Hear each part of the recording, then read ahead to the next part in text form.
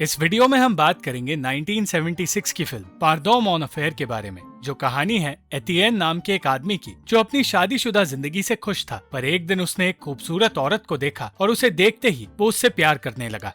Paris में रहने वाला एतियेन एक ऐसी जगह खड़ा था जहां आने के लिए उसे हिम्मत की जरूरत थी, और ये हिम्मत उसे 6 हफ्तों पहले मिली जब उसके सामने एक लड़की आई जिसने लाल कपड़े पहने थे।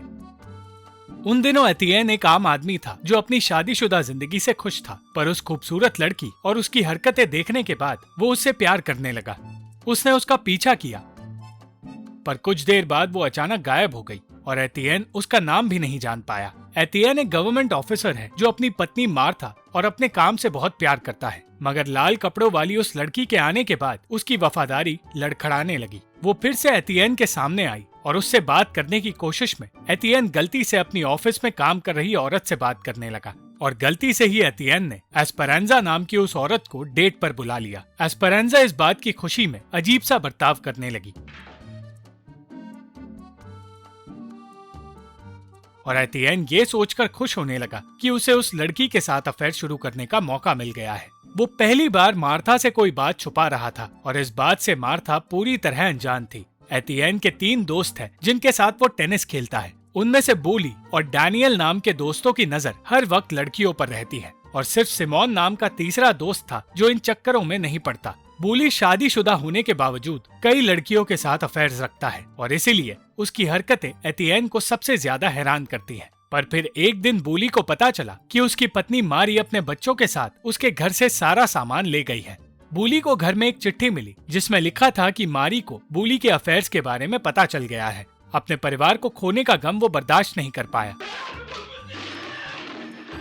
उसे इस तरह देखकर एतियेन गहरी सोच में पड़ गया और अपने दोस्तों से इसी बारे में बात करने लगा। घर लौटने से पहले एतियेन ने सिमोन से कहा कि वो एक एहसान चाहता है, और सिमोन उससे क्लिनिक का काम पूरा होने के बाद मिलने के लिए राजी हो गया। एतियेन पहली बार अपनी पत्नी को धोखा देने के बारे में सोच रहा था और दिन रात वही लाल कपड़ों वाली लड़की उसके दिमाग में थी। उसे अपने इरादों पर घिन भी आ रही थी, और दूसरी ओर मार्था का एक स्टूडेंट लूशियन उससे बार बार शादी करने की बातें कर रहा था। मार्था उसकी बातों से परेशान हो गई थी, पर लूशियन ने हार नहीं मानी।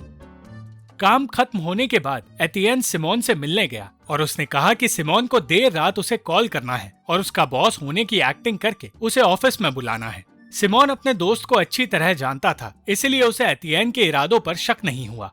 लूशियन मार्था की बेटियों का दोस्त है और उनसे मिलने के बहाने वो उनके घर आता जाता रहता है। एतियेन ने काम का बहाना बनाकर रात की तैयारी करनी शुरू की और उस लड़की से मिलने की खुशी मनाने लगा। अचानक उसे पता चला कि बूली का एक बेटा उसके घर में है। मार्था ने बताया कि मारी एक रात के लिए उनके बेटे को मार्था के पास रखना चाहती है, पर इस बात से एतियेन खुश नहीं था। दूसरी ओर डैनियल एक अंधा होने का नाटक कर रहा था और उसे इस नाटक के जरिए लोगों को परेशान करते देख बूली को मजा आ रहा था। सिमोन भी इस नाटक का हिस्सा था, पर ऐसी हरकतें उसे खतरनाक लग रही थी। उस रात बूली की हरकतों के बारे में बातें करते हुए मार्था ने कहा कि अगर बूली की जगह एतियेन ने अफेयर रखा होता तो वो मारी की तरह चुप नहीं रहती। इतना ही नहीं, एतियेन को ये भी पता चला कि मार्था के पास एक बंदूक है, और तब वो मार्था से डरने लगा। इसलिए जब सिमोन ने उसका बॉस बनकर उसे ऑफिस बुलाया तो मार्था के सामने उसने ऑफिस जाने से साफ साफ इनकार कर दिया, और सिमोन को लगने लगा कि वो पागल हो गया है। उस रात एस्पेरेंजा एतियेन का इंतजार करती रही, पर रात के 12 बजे तक इंतजार करने के बाद भी एतियेन वहाँ आया नहीं। अगली सुबह मौका मिलते ही एतियेन ने मार्था की बंदूक फेंक दी,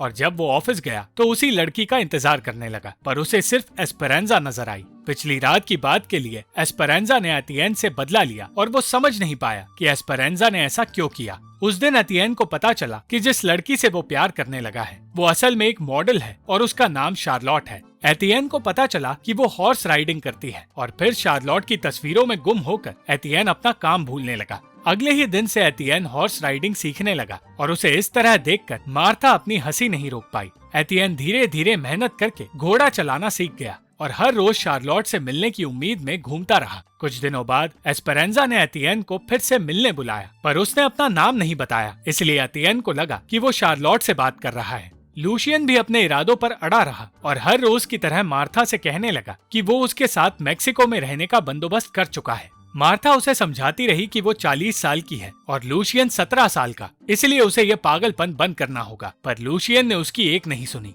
उस दिन एतियेन शार्लोट से मिलने तो गया, पर जब उसे पता चला कि एस्पेरेंजा वहाँ मौजूद है, वो डर के मारे वहाँ से भाग निकला और एस्पेरेंजा का फिर से दिल टूट गया। वहाँ से निकलकर वो सिमोन के घर गया, जो अपनी घमंडी माँ के साथ रहता है। सिमोन अपनी माँ से परेशान हो गया था और ये बात उसके दोस्त भी जानते थे। सिमोन का अपने दोस्तों के सामने ही अपनी माँ से झगड़ा हो गया और उन्हीं की वजह से आज तक सिमोन किसी रिलेशनशिप का हिस्सा नहीं बन पाया। एतियेन शार्लोट को ढूंढने की कोशिश करता रहा, पर हफ्तों तक इस कोशिश के बावजूद वो उसे कहीं नहीं मिली। उसकी जिंदगी में अब तक कोई बदलाव नहीं आया था और बदलाव सिर्फ एस्पेरेंजा के बर्ताव में आया था, जो एतियेन को परेशान करने के नए नए तरीके ढूंढ रही थी। एतियेन को लगा कि एस्पेरेंजा खुद एक वफादार पत्नी है, इसलिए उसे इस बात से तकलीफ हो रही है कि एतियेन मार्था को धोखा देना चाहता है। शार्लोट की खोज में एतियेन को सिर्फ हार मिली है, पर उसे अपने दोस्त बूली की तकलीफें खुद की तकलीफ से बड़ी लग रही थी। वो शार्लोट से मिलने की उम्मीद खोने ही वाला था कि एक दिन वो उसके सामने आई और उसे शार्लोट से बात करने का मौका मिल गया। वो अपने घोड़े को संभाल तो नहीं पाया, पर शार्लोट के आगे ऐसे जताने लगा जैसे कि वो घोड़ों के बारे में बहुत कुछ जानता हो। शार्लोट समझ गई कि वो सिर्फ उसे इम्प्रेस करना चाहता है और अपने घोड़े की वजह से उसे शार्लोट से दूर जाना पड़ गया। किसी तरह पहाड़ और तालाब पार करने के बाद वो अपने घर पहुंचने में कामयाब हुआ और बिना वक्त गवाए अपने दोस्तों के साथ टेनिस खेलने चला गया। मगर कुछ ही देर खेलने के बाद अचानक सिमोन की माँ वहाँ आ गई और फिर से किसी बात को लेकर उन दोनों के बीच बहस हो गई। उस बहस की वजह से कोई भी टेनिस नहीं खेल पाया। कुछ दिन गुजरे और फिर वो दिन आया जब शार्लोट एतियेन से मिलने खुद आई। वो एतियेन के लिए वो इयररिंग्स लाई थी जो उसने पहाड़ों में गिरा दी थी, पर मार्था की इयररिंग्स होने के बावजूद एतियेन ने उन्हें फेंक दिया। एतियेन उसे डेट पर चलने के लिए कह रहा था, पर शार्लोट ने मना कर दिया। जब एतियेन ने हार नहीं मानी तो उसे राजी होना पड़ा। अगले दिन वो शार्लोट से मिला और अपने शादीशुदा होने की बात उससे छुपाने लगा। शार्लोट को इम्प्रेस करने के लिए उसने नया सूट बनवाना शुरू किया और जवान दिखने की चाह में उसने अपना हेयर स्टाइल भी बदल दिया। पर उसके अजीब से बालों को देखकर उसके परिवार वाले और ऑफिस के लोग हैरान हो गए। अपने बाल ठीक करके वो फिर से शार्लोट से मिलने गया, पर फिर उसे पता चला कि शार्लोट लंदन में है। उसने एतियेन को अपने पास लंदन बुलाया और कुछ देर सोचने के बाद वो लंदन जाने की तैयारी करने लगा। उसने अपने आप को एक फर्जी टेलीग्राम भेजा और मार्था को खुश करने के लिए उसने एक पार्टी की तैयारी की। सही वक्त पर टेलीग्राम उसके घर पहुंचा, जिसमें ये लिखा था कि एतियेन को काम के सिलसिले में लंदन जाना होगा। वो मार्था के सामने एक्टिंग करने लगा और कहने लगा कि उसे अपने परिवार के साथ रहना है, पर वो लंदन जाने के लिए बेहद एक्साइटेड था। एक तरफ वो खुशी खुशी शार्लोट के पास जा रहा था, तो दूसरी तरफ महीनों बाद बूली को मारी नजर आई और आखिरकार उसे पता चल गया कि मारी किस होटल में ठहरी हुई है। एतियेन के इरादों पर पानी फिर गया जब उसे पता चला कि खराब मौसम की वजह से प्लेन को लंदन नहीं बल्कि बेल्जियम के शहर में लैंड किया जाएगा। दूसरी ओर सिमोन और डैनियल जब मारी से बात करने गए तो उन्हें पता चला कि मारी किसी दूसरे मर्द के साथ है और उन दोनों ने फैसला किया कि वो ये बात बूली से छुपाएंगे। बेल्जियम पहुंचकर एतियेन ने मार्था को बताया कि वो लंदन नहीं जा पाया, पर मार्था को उस पर इतना भरोसा था कि उसने कोई सवाल नहीं पूछा। ठीक उस वक्त लूशियन मार्था से मिलने उसके घर आ गया। वो जानता था कि एतियेन घर पर नहीं है और मौके का फायदा उठाकर वो मार्था के साथ रहने की कोशिश करने लगा। आखिरकार उसने मार्था की बात सुन ली और सिर्फ एक स्टूडेंट बनकर रहने के लिए मान गया। एतियेन अब ये सोचकर खुश होने लगा कि एक औरत पेरिस में उसका इंतजार कर रही है और दूसरी लंदन में। पर अगले दिन उसे और शार्लोट दोनों को वापस पेरिस लौटना पड़ा। वो दोनों हर रोज 1 घंटे के लिए मिलने लगे, पर उनके बीच कुछ नहीं हुआ। एतियेन इस मुलाकात को भी अफेयर समझने लगा और खुशी खुशी अपनी शादी भी संभालने लगा। उसे प्रमोशन मिल गई और एस्पेरांजा को अफेयर रखने के लिए दूसरा आदमी मिल गया।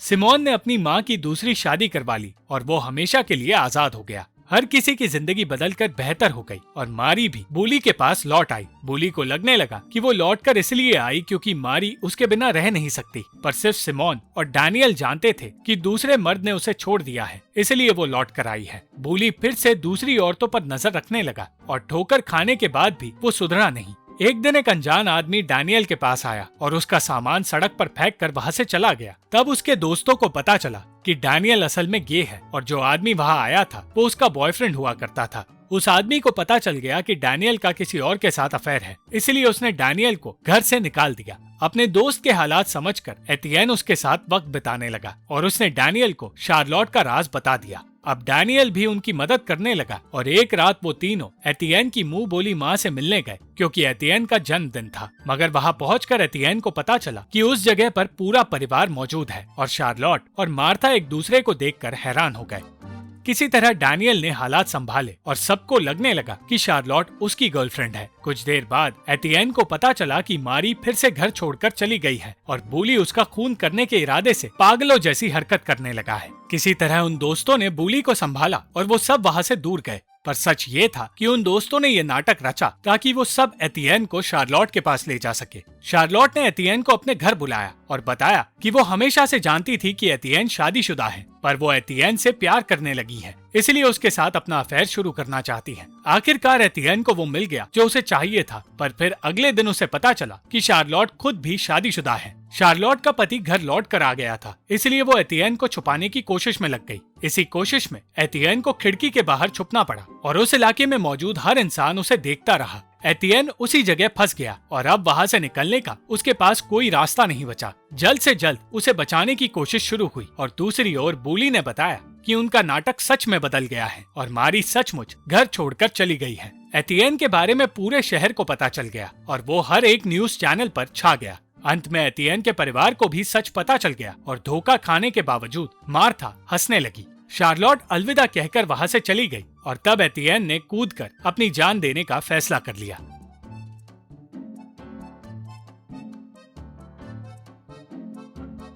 Thank you for watching this video. अगर आपको ये वीडियो पसंद आई तो इस वीडियो को लाइक, शेयर और इस वीडियो पर कमेंट जरूर करें और इस चैनल को सब्सक्राइब करना मत भूलना।